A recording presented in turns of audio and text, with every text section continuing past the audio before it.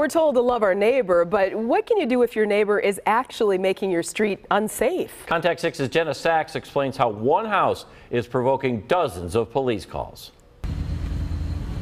When bars close, the party starts.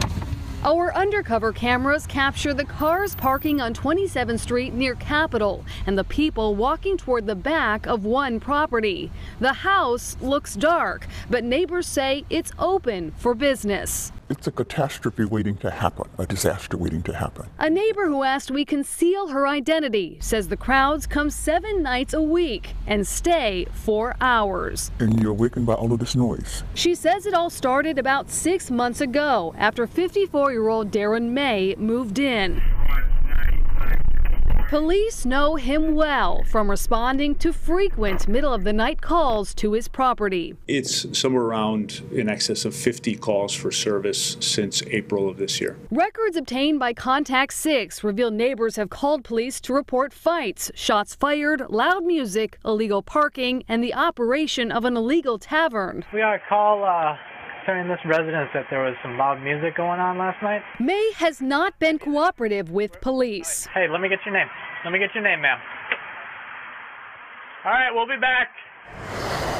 In September, the city officially declared the house a chronic nuisance. Can we talk to you about the late night parties? May rushed inside when we tried to talk to him. Later, he drove a car in reverse, turning into an alley to avoid passing us. It's somebody who frankly doesn't give a damn about following the rules. Assistant City Attorney Nick Desiato says the citations against May go back 8 years. And those are related to after-set activity, which is really operating an unlicensed tavern at your house. Turns out May's parties didn't start on 27th Street. This is video of police surveillance of his old house on 37th Street. The city sued May twice for nuisance behavior there after neighbors reported not just parties, but bullets hitting their cars and homes. There was a double homicide in the previous location. Desiato says back then, May ignored an order to limit the number of people in his house. It got so bad he was using a ladder to sneak people in through the back window. May was sentenced to 60 days for contempt and his house shut down.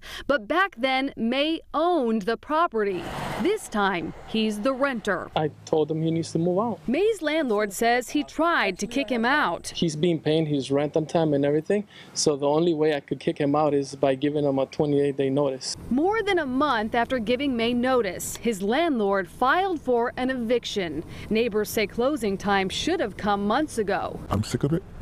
The neighbors are sick of it. Last week, our undercover cameras captured May moving out.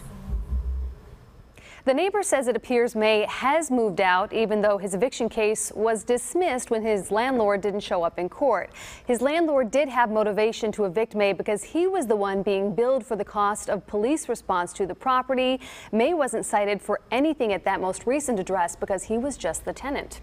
All right, so what do you do if you have a neighbor who's a nightmare like this? Well, you start by reporting any nuisance activity to the police non-emergency number. Write down when you called, the dispatcher you spoke with, and what you reported. Take pictures if you can safely. You can also contact your alderman, the district attorney's office, and the Department of Neighborhood Services.